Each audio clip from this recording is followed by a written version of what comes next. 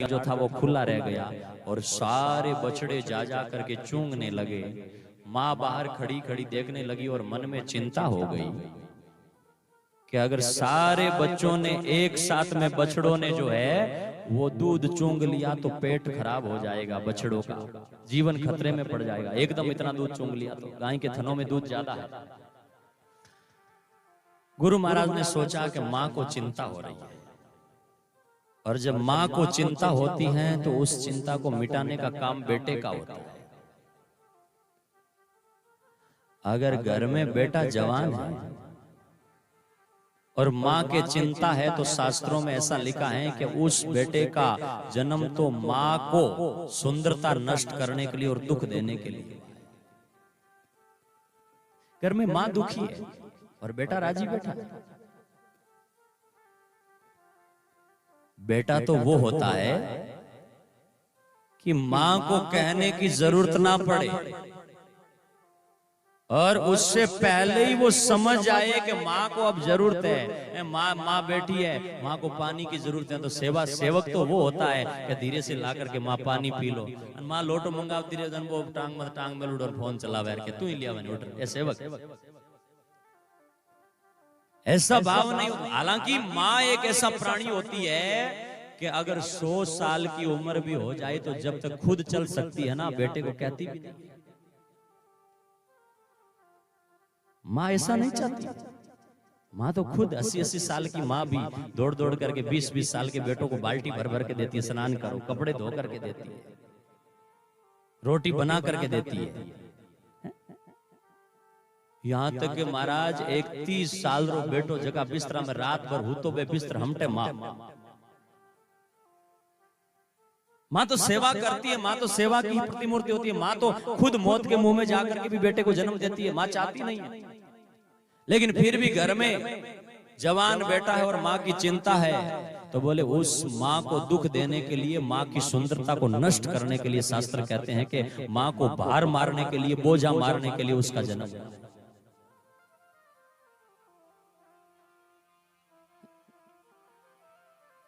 आज कितने ही बेटे मां से कपट रख रहे। और मैं कई बार अखबारों में पढ़ता हूं या कहीं मोबाइल पर कोई लेख देखते हैं तो नैन भर जाते हैं कि एक मां के 2 बेटे थे और दोनों बेटों ने बांटा कि महाराज महीने में 30 दिन में 15 दिन मां तेरे के अंदर, 15 दिन मेरे के अंदर रही। तो बोले कभी 31 आई जे तो मांठा हुआ मां बने गली में। ये हालात यहां तो अभी तक नहीं है, लेकिन बड़े बड़े महानगरों की हालात हो गई। मां रोए तो रोए। अरे बेटे के पास में लाखों रुपए पड़े हैं, महीने के लाखों रुपए कमा रहा है, गाड़ी घर में खड़ी है। अरे तू कथा नहीं सुन सकता तो कम से कम बूढ़ी मां सुनना चाह रही, उसे तो छोड़ के आ जा। ये भी तो सेवा है। मोटरसाइकिल लेकर के कितनी लंबे लंबे इसमें के नशेड़ियों के साथ में फिरेंगे, कहीं कहीं घूमने जाएंगे, लेकिन कोई माँ अगर थोड़ी देर कह दे कि महाराज कथा में छोड़ के आओ, मंदिर जाओ, कीर्तन में, तो भी वो बात नहीं मानते। ऐसे बेटों का जन्म तो माँ को भार मारने के लिए हुआ था। और उस माँ की आत्मा, माँ का जीव कितना रोता है जब बेटे से ये सुनती है। एक बूढ़ी माँ गर्गे माई महाराज खांसी होगी, बुखार चढ़ियो और बेटो बाजार जावे, जब बेटे ने कहो कि बेटा पाछो आव तो थोड़ी गोली दवाई लाई। बेटो बाजार में जायो, आप रे कपड़ा लियो, छोरा के कपड़ा लियो, मिठाई लियो, हगड़ाई लियो। माँ हामी जागती जागती कहो कि बेटा गोली, हाल माँ बात भूल ही गई। कैसे सेवक। उस बूढ़ी माँ की आत्मा तब बहुत रोती है। और मैं क्या कहूं उस मां की करुणा, मां की दया। जन्म से भी पहले अगर दुनिया में प्रेम करने वाला कोई प्राणी होता है तो वो मां होती है। तुम्हारे बाप ने भी प्रेम किया है, मामा ने भी किया है, भाई ने भी किया है, लेकिन जन्म के बाद में किया है। और कईयों ने तो लड़की जन्म गई इसलिए छोड़ दिया था प्रेम करना भी। लेकिन माँ को जब कोख में था तो पता ही नहीं कि लड़की है कि लड़का है, क्या है। लेकिन फिर भी माँ 9 महीने जन्म से पहले प्रेम करने लग जाती है। उस प्राणी का नाम माँ होता है। अपने शरीर का रक्त खून दे करके भी उसके शरीर का पोषण करती है। खुद भूखे रह करके बेटे को जिमाती है। और उस माँ की चिंता, उस माँ की दुख, अगर बेटे को दुख ना लगे तो वो कुपुत्र होता है, सुपुत्र नहीं होता है। घर में माँ रोए और बेटा आनंद से बैठे, कभी उस माँ को रोते हुए देखना, शायद देख भी नहीं पाओगे। क्यों नहीं देख पाओगे? क्योंकि माँ कभी भी बेटे के सामने नहीं रोती है। जब कोई पास में नहीं होता है ना, दूसरे तो झूठे रोने वाले तो तुम्हारे सामने भी रो लेंगे, लेकिन सच्चे में माँ रोती है। झूठे रोने वाले तुम्हारे साथ में झूठे रोएंगे और तुम निकलोगे तो हंसेंगे, लेकिन माँ तुम्हारे सामने हंसेगी और जब तुम चले जाओगे तो एकांत में रोएगी। कितनी ही माता ऐसी है, कितनी ही हमारी बूढ़ी बूढ़ी माता ऐसी है जो रात में जब बेटा नहीं घर पहुंचता है, यहाँ बेटा भी सो जाता है, पत्नी भी सो जाती है, और भी कई लोग सो जाते हैं, घर में सब सो जाते हैं, लेकिन वो 80 साल की माँ बेटा नहीं आया, बेटा नहीं आया ऐसा कह कर के बार बार जग जग करके, जब तक घर में बेटा नहीं आता है तब तक उस माँ की आत्मा रोती रहती है। बेटा चाहे कितना भी कुपात्र हो जाता है, नशेड़ी हो जाता है, नशा करने वाला हो जाता है, माँ से कोई मतलब भी नहीं रखता है, और घर में आया, अरे रात को 12 बजे आया और माँ बैठी थी कमरे में, माँ के पास में भी नहीं गया, लेकिन फिर भी माँ की आत्मा तब राजी हो जाती है कि अब बेटा घर में आ गया, कोई बात नहीं, लेकिन तब तक वो माँ रोती रहती है। और आज मेरे प्यारे जवान साथियों, बहनों, भाइयों, याद रखना, आज माँ अगर कुछ भी कहती हैं तो हमें कुछ बुरा लगता होगा। आज माँ कुछ भी कहे तो हमें अटपटा लगता होगा कि माँ ये क्या कह रही है। माँ अगर बीच में कुछ कहे चुप रहने के ऐसा कह देते होंगे, लेकिन जिस दिन वो माँ चली जाएगी,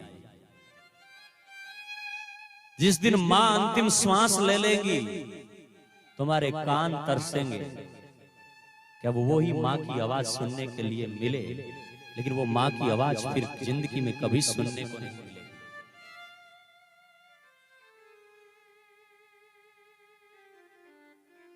वो माँ तो शायद रोते रोते दुनिया से एक टाइम चली जाएगी। माँ मरते टाइम भी तुम्हारा भला सोच करके जाएगी, और जिस दिन माँ चली गई ना, उस दिन वो माँ जिस चारपाई पर बैठी रहती थी ना, वो चारपाई दिखेगी तो आंखों में आंसू आएंगे, यहां मेरी माँ होती थी। आज परिवार में सब बैठे हैं, सारा परिवार भरा पड़ा है, रुपयों से तिजोरी भर लोगे, ऊंची ऊंची कोठियां चिना लोगे, सब कुछ होगा तुम्हारे घर में, लेकिन माँ नहीं होगी तो घर सूना होगा।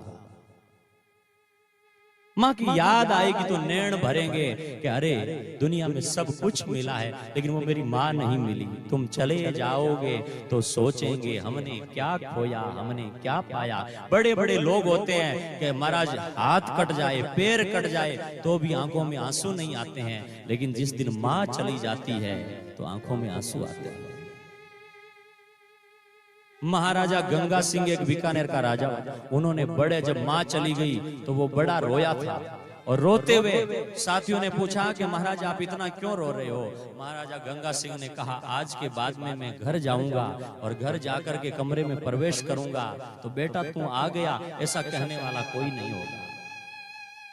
और मैं माँ के पास में जाता था, वो माँ बूढ़ी भी थी, सिर पर हाथ रखती थी तो मेरी थकान उतर जाती थी, और मुझे लगता था कि बस अब दुनिया में सबसे सुरक्षित जगह पर आ गया हूँ, अब तो बस आनंद हो गया है। लेकिन आज के बाद में कितना भी थकूंगा, कितना भी दुख पाऊंगा, लेकिन कौन ऐसा होगा जिसके चरणों में जाकर के मैं रो पाऊंगा, कौन मेरे सिर पर आशीर्वाद का हाथ रख पाएगा। माँ के बिना जीवन सुना होता है।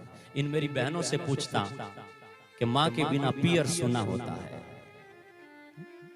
नहीं जाएगी पियर वो फिर दौड़ दौड़ करके, क्योंकि माँ चली गई है और माँ से ही पियर होता है, माँ बाप से। माँ चली जाए तो फिर पियर में क्या मिलेगा? ताने मिलेंगे, वो यहाँ भी मिल जाते हैं। माँ बेटी को क्या दे देती है? छिपा छिपा करके। कभी बेटे को अगर न्यारा कर दे, दो भाई लड़ करके जुदे हो जाए, माँ एक के साथ में रहती है ना, तो कभी कभी माँ धीरे से उसको छिपा करके दूध भी दे देती है। बेटे के प्रति माँ का कितना प्यार होता है। कहीं भी रहे बेटा, लेकिन माँ तो माँ होती है। आपने चंद्रशेखर का नाम सुना है? भगत सिंह, जो स्वतंत्रता सेनानी हुए। उनकी माँ, एक दिन भगत सिंह की माँ जो है वो बैठी थी, और माँ जब बैठी थी, इतने में जाकर के माँ का दरवाजा बजाया। अंग्रेजों का राज था ना। भगत सिंह की माँ ने अंदर बैठे कहा, क्या मुंह क्यों परेशान कर रहे हो? यहाँ भगत सिंह यहाँ नहीं है, तुम क्यों दरवाजा बजा रहे हो? बाहर एक आदमी था, उन्होंने कहा, माँ मैं अंग्रेज अधिकारी नहीं हूं, अंग्रेजों का पुलिस नहीं हूं, मैं तुम्हारे भगत सिंह का मित्र हूं। माँ दौड़ करके आई, दरवाजा खोला। भगत सिंह कहाँ होगा पता नहीं है, लेकिन माँ के नैन बरसने लगे। प्रेम से गला भी भर गया कि कोई मेरे बेटे की खबर लेकर के आया है। उस आदमी से पूछा कि तुम्हें भगत सिंह मिला? बोले हाँ माँ मुझे मिला। तो बोले कहाँ? हरिद्वार में मिला। अच्छा, तो तुम्हें फिर कभी मिलेगा वो मेरा बेटा? यहाँ घर नहीं आ पाए, लेकिन उस मित्र से पूछा कि तुम्हें भगत सिंह फिर मिलेगा? भगत सिंह की माँ ने पूछा। बोले हाँ मुझे मिलेगा। कब मिलेगा? बोले 3 दिनों बाद में मैं जा रहा हूँ, भगत सिंह मुझे फिर मिलेगा। वो माँ बूढ़ी थी, पास में कुछ था नहीं। उन्होंने धीरे से अपना एक पल्लू खोला, चुनड़ी ओढ़ी हुई थी, उसको धीरे से खोला।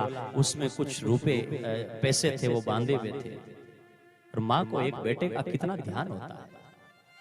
कहा बेटा अंग्रेज लोगों ने माँ और बेटे में बिछोड़ा करा दिया है। वो दूर चला गया, बेटा दौड़ता फिर रहा है, अंग्रेज लोग उसे पकड़ ना ले। तू उसके पास में जाए तो ये ले, पैसे ले जा। कुछ पैसे दिए और बोले इस पैसों से खरीद करके और मेरे भगत सिंह को कड़ाकन मिठाई खिला देना, क्योंकि उसको मिठाई बड़ी पसंद थी। क्या चाह रही है माँ दूर जाने के बाद में भी बेटे का? माँ की ममता और माँ की करुणा। बेटा कुपात्र हो सकता है, लेकिन माँ कभी कुमाता नहीं हो सकती। बेटा कुपुत्र हो भी सकता है, माँ कभी कुमाता नहीं होती है, कभी नहीं हुई है। माँ का कलेजा तो बहुत, क्या कहूं मैं। माँ की करुणा हो। सजनों, आपके घर में माँ बैठी है ना, तो माँ का, जब तक माँ घर में है, माँ का आदर कर लीजिए, क्योंकि वो जाने के बाद में बड़ी याद आएगी, लेकिन अब पछताए क्या हुआ, फिर कुछ भी नहीं होगा। माँ चली जाएगी तो माँ की चिंता, माँ का दुख, माँ गरीब भी है तो कोई बात नहीं। हो सकता है कि माँ का रूप फूटरा नहीं होगा, सुंदर नहीं होगा, लेकिन तुम्हें तो सुंदर जन्म दिया है। अगर माँ की आंखें सुंदर नहीं है, माँ का चेहरा सुंदर नहीं है, तो मेरे प्यारे साथियों कोई बात नहीं, लेकिन हमें तो माँ ने सुंदर जन्म दिया है ना।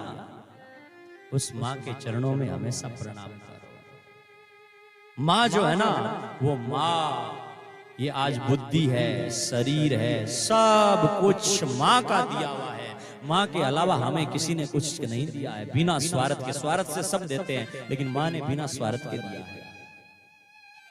उस माँ के जीवन में कभी आंसू नहीं आए। मेरे प्यारे बहनों और भाइयों, याद रखना, अगर जीवन में माँ के नैनों में आंसू आ गए तो जवान का धर्म कर्म सब व्यर्थ बह जाता है। माँ की आंखों में, नैनों में, आंसुओं में बह जाता है। इसलिए कभी माँ को दुख मत दो, और माँ के नैन में आंसू आए तो उन आंसुओं को पोंछने का प्रयास करो। माँ को दुख आए तो माँ का दुख मिटाने का प्रयास करो। किसी जवान भाई और बहन को जब माँ के दुख आए तो ये संकल्प लेना चाहिए कि जब तक माँ का दुख नहीं मिटेगा तब तक मैं चैन की नींद नहीं सोऊंगा। वो जवान बेटा जो है ना, वो पुत्रवती होती है स्त्री, वो बेटा धन्य भाग होता है। जब तक माँ की पीड़ा नहीं मिटेगी, माँ का बूढ़ी है माँ, सेवा करके सोऊंगा, माँ को खिला के खाऊंगा, माँ को पिला के पीऊंगा, पहले माँ को भेंट करूंगा, वो उसको देख करके माँ का कलेजा भी राजी हो जाता है। और अगर कभी माँ के कलेजे में प्रेम की, आनंद की लहरें उठ गई और भाव सदा के द्वारा माँ ने सिर पर हाथ रख करके आशीर्वाद दे दिया, तो जीवन के बिगड़े काम भी बन जाते हैं, आनंद हो जाता है। इतने माँ के आशीर्वाद की ताकत होती है। माँ का दुख मिटाओ। भगवान जाम्बोजी भी माँ का दुख मिटाते हैं, वो भगवान है, लेकिन भगवान भी माँ का दुख नहीं देख सकते। माँ हंसा को चिंता हुई, थोड़ी सी चिंता हुई है कि सारे बछड़े दूध पी लेंगे, और दूध पी लेंगे तो फिर सारे बछड़ों को पेट खराब हो जाएगा, ऐसा सोच करके। और माँ जब चिंता करने लगी तो माँ की चिंता दे करके भगवान घुटनों के बल पर चले जाम्बोजी आंगन में, और चलते चलते दीवार के पास गए। दीवार के पास जाकर के भगवान जाम्बोजी खड़े हुए, और खड़े होकर के जाम्बोजी ने जो सारे बछड़े गोर से निकल करके गायों को चूंगने लग गए थे, वो तो भगवान थे, लीला से कुछ भी कर सकते हैं। भगवान ने एक ऐसे हाथ घुमाया और सारे बछड़े गायों को छोड़ करके अपने आप बाड़े में आकर के बंद हो गई। माँ की चिंता मिट गई। ऐसे बाल चमत्कार जाम्बोजी ने खूब दिखाए, और भी अनेकों लीलाएं, कभी पिता की चिंता मिटाई, कभी माँ की चिंता मिटाई, कभी और समाज की चिंता मिटाई, दुख मिटाया। ऐसा भगवान जाम्बोजी ने अनेक लीलाएं जो हैं वो अवतार लेकर के सदगुरु भगवान जाम्बोजी ने करी है। और गुरु महाराज की कुछ लीलाएं जो है